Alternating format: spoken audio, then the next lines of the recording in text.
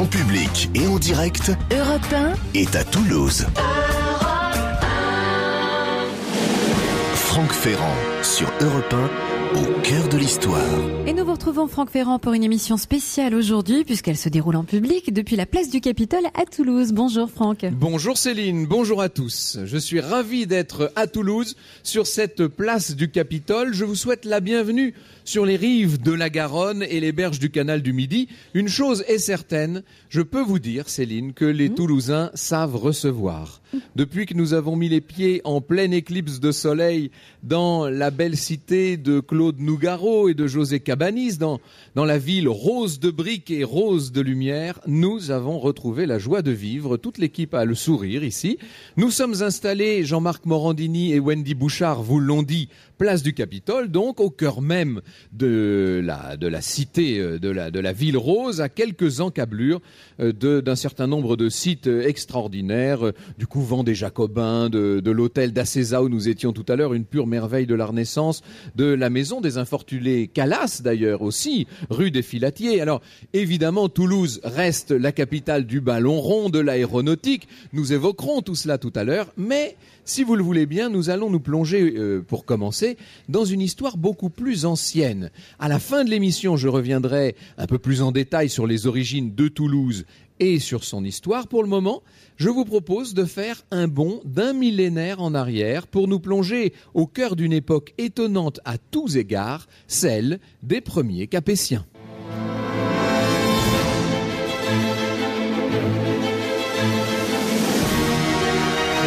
Europe 1,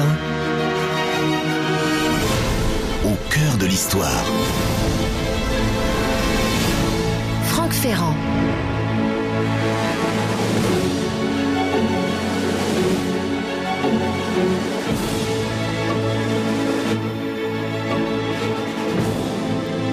Le numéro 8 du magazine Détour en Histoire est en kiosque avec un énorme dossier consacré au roi de France. Entre légende et réalité, revivez, nous dit la rédaction de Détour en Histoire, leurs secrets, leurs amours et leurs passions. Il y a au tout début de ce dossier tout un chapitre consacré aux premiers Capétiens et c'est sur ces premiers Capétiens que nous allons revenir en ce début d'après-midi.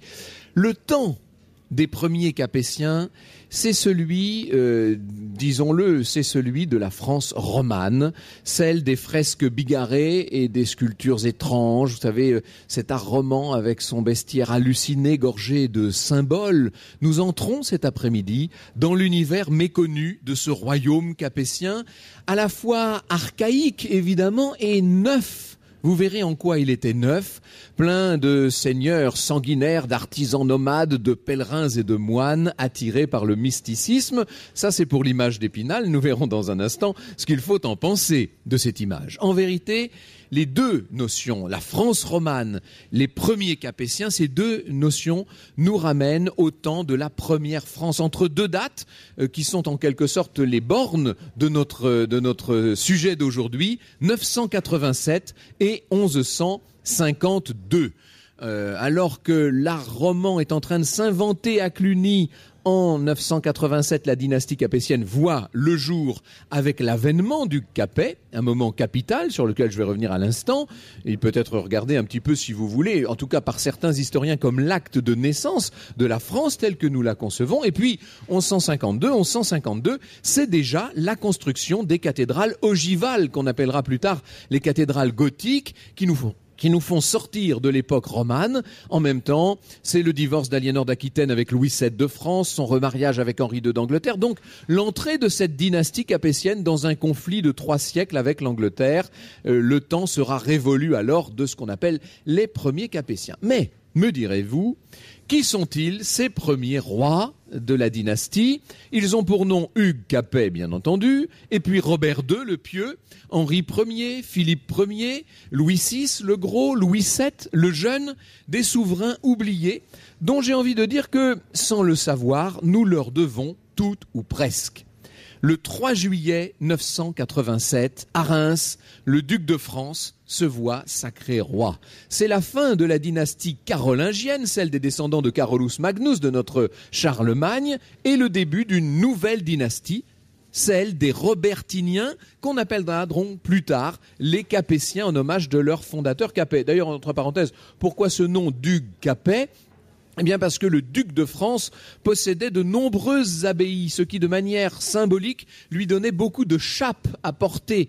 Des chapes, c'est-à-dire des capes abbatiales, si vous voulez. On l'avait nommé, on le surnommait le bien capé, celui qui possédait de nombreuses abbayes. Donc, Hugues fonde une dynastie royale, une dynastie assez fragile au départ, qui est considérée comme transitoire, comme provisoire. En réalité, ça va quand même durer quelques 800 ans, cette histoire, jusqu'en 1792. Ça pourra même se prolonger, si l'on veut, après la Révolution, puisqu'il y a encore Louis XVIII, Charles X et même Louis-Philippe Ier, qui jusqu'en 1848 fait partie de cette dynastie capétienne.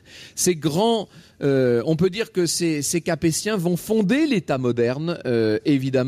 Ils vont dominer de bout en bout l'histoire de l'Europe, nous y reviendrons tout à l'heure. Ils iront même essaimer de par le monde, pour ne prendre que le cas du continent américain. Dites-vous que des noms comme la Caroline, la Louisiane, etc. sont empruntés à des souverains capétiens, après tout. Quelle incroyable réussite, quelle prospérité, mais aussi, et c'est ce que nous allons voir, quelle habileté politique chez Hugues Capet. Car, n'en déplaise à beaucoup d'historiens qui sont passés à côté de cet événement et qui n'en ont peut-être pas toujours rapporté tout le sens, la fondation de cette dynastie royale par Hugues et ses partisans a été un coup de maître, un jeu de dupes inouï, à la portée historique incalculable. C'est cette prise de pouvoir que je vous propose de revivre ensemble dans un instant.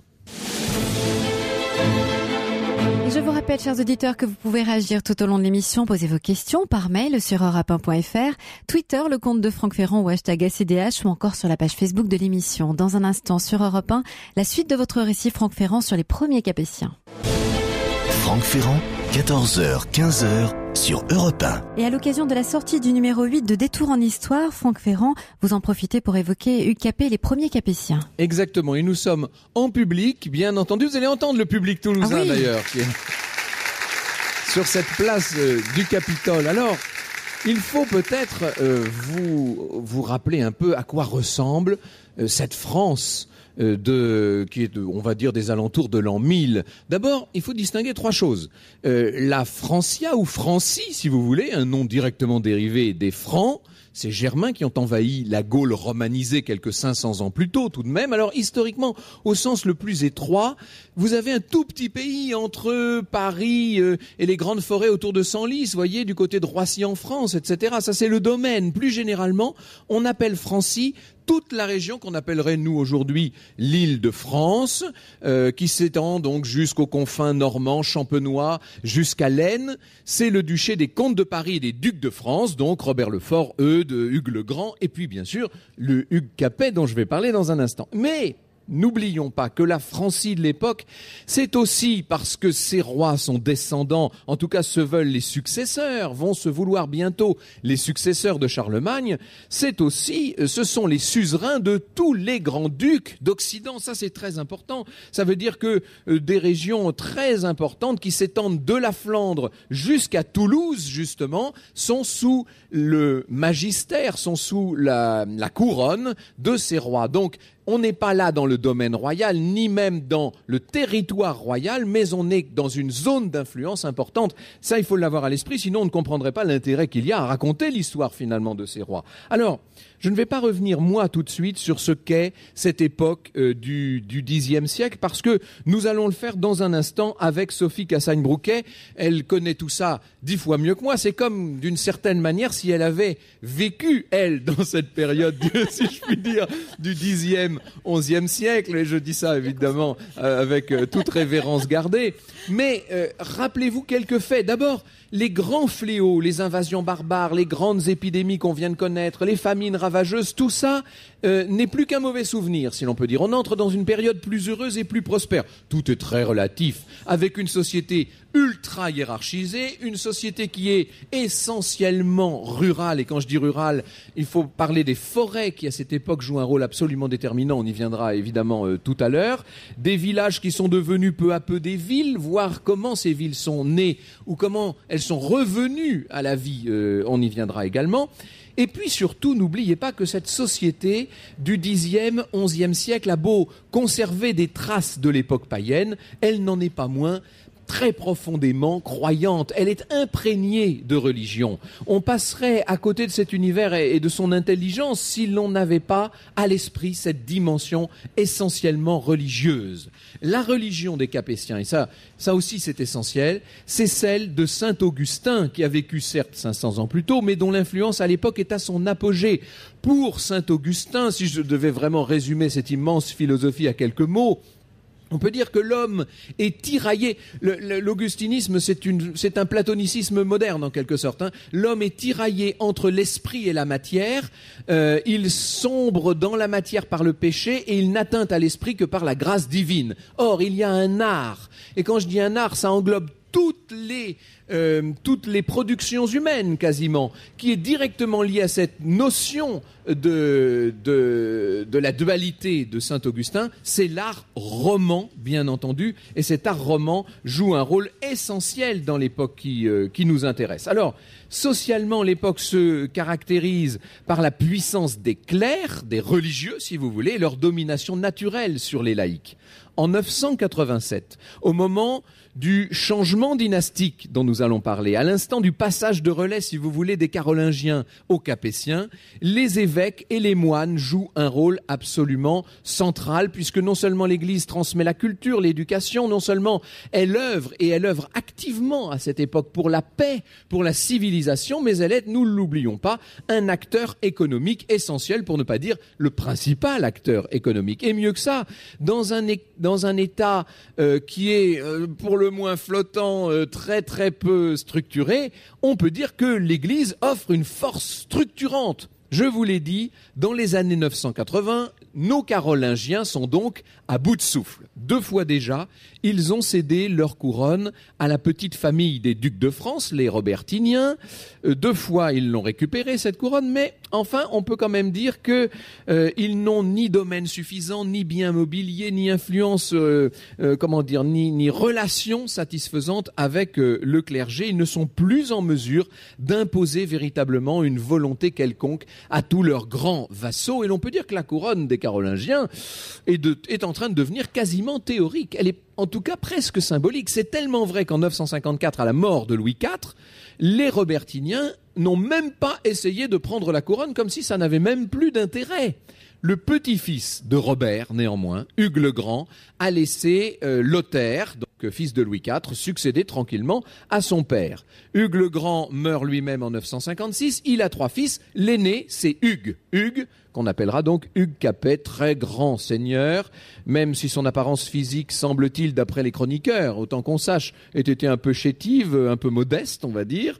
Il protège un grand nombre d'abbayes, vous l'avez compris, c'est pour ça qu'on l'appelle Hugues Capet. Il est adulé, si je puis dire, par une population de myriades de moines à travers cette chrétienté occidentale. Et l'historien Edmond Pognon écrivait que les moines étaient la presse de ce temps-là. C'est alors dans les monastères que s'écrivait l'histoire, disait-il. Or, à cette époque, à quoi rêve l'Église? Quand je dis qu'elle rêve, elle est active encore une fois. Elle rêve de paix, elle rêve d'unité, elle rêve surtout de reconstituer l'ancien empire. Donc l'idée, c'est d'aider l'empereur du Saint-Empire romain germanique au détriment de ces couronnes très occidentales qui ne font somme toute que pénaliser la couronne du Saint-Empire. Et donc l'idée du clergé de l'époque, les gens se disent, les moines et surtout les évêques et les archevêques sont eux qui vont jouer le rôle essentiel que vous allez voir dans un instant. Ils se disent, eh bien, laissons cette couronne tomber entre les mains de ces espèces de petits barons, là, de ces Robertiniens, et comme ça, l'empereur pourra s'emparer beaucoup plus facilement d'un immense territoire et reconstituer l'ancien empire romain. Voilà quasiment l'obsession de l'Église de l'époque. Dans un instant sur Europe 1, nous vous retrouvons Franck Ferrand, toujours en direct de Toulouse, pour nous parler des premiers Capétiens.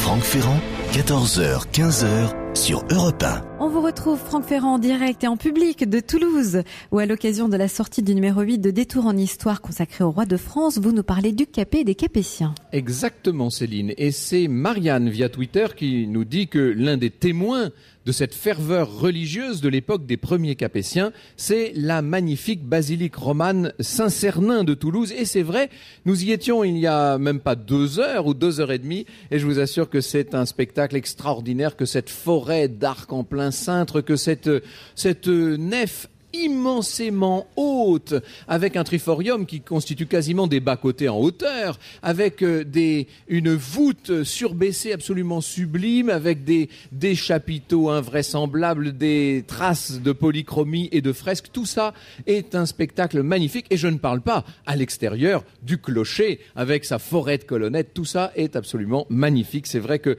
Saint-Cernin de Toulouse est un des beaux exemples de l'art roman. Alors, il y a un personnage qui va jouer un rôle essentiel dans notre histoire. Je vous disais que les évêques et les archevêques jouaient un rôle important dans notre histoire. C'est Adalbéron, qui est non seulement comte de Metz, mais surtout archevêque de Reims.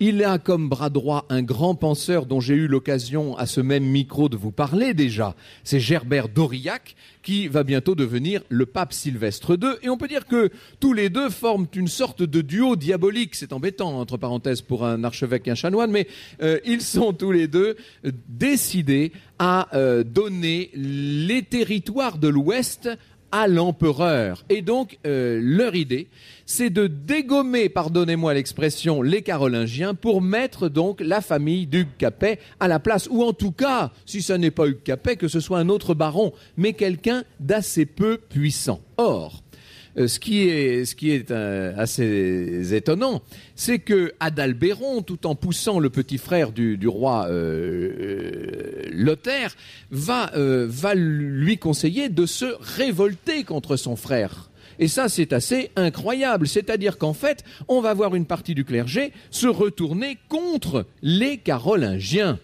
Il est prévu que le Carolingien et son lointain cousin bavarois se rencontrent en février 985. Et là, on se dit attention, ça risque d'aller totalement contre nos intérêts. Donc dans les monastères, dans les diocèses, c'est l'affolement. En décembre 84, Adalbéron et Gerbert vont proposer au duc de France Hugues Capet de l'aider à détrôner Lothaire, donc l'héritier carolingien. Pour autant, Hugues Capet ne va pas pousser la loyauté jusqu'à soutenir le Carolingien dans sa conquête de la Lorraine. Alors, ça, c'est quand même toute cette histoire assez étonnante. L'histoire, avec un grand H, va servir les intérêts d'Hugues. En mars 86, à 44 ans, Lothaire vient à mourir. Son fils, Louis, lui succède, c'est Louis V, il a 20 ans, il est bien décidé à régler son compte à cet archevêque Adalbéron, qui a tant conspiré contre son père. Il met le siège devant Reims, entre parenthèses avec le concours d'Hugues, qui a dû se dire que c'était un moyen sans doute de le détrôner plus facilement. Hugues propose ses bons offices comme par hasard pour servir la conciliation. Louis V se retire et Adalbéron va comparaître en mai 987 devant une assemblée de grands féodaux chargé de juger sa traîtrise. L'assemblée se réunit à Compiègne. Eh bien, c'est en se rendant à cette assemblée de Compiègne que le jeune Louis V, j'allais dire comme par hasard, trouve la mort dans un accident de chasse. C'est Philippe Erlanger qui disait, et vous savez que j'aime à le citer très souvent, « Il est curieux que parmi tant de mystères propres à exciter l'imagination, nul ne se soit jamais soucié de percer celui de cet événement décisif pour l'histoire du monde. » En tout cas, qu'il soit mort d'une façon ou d'une autre, Louis V n'est plus là. Ça va tout changer, ça, parce que le jeune roi carolingien qui vient de mourir de son côté n'avait pas eu le temps de laisser de postérité.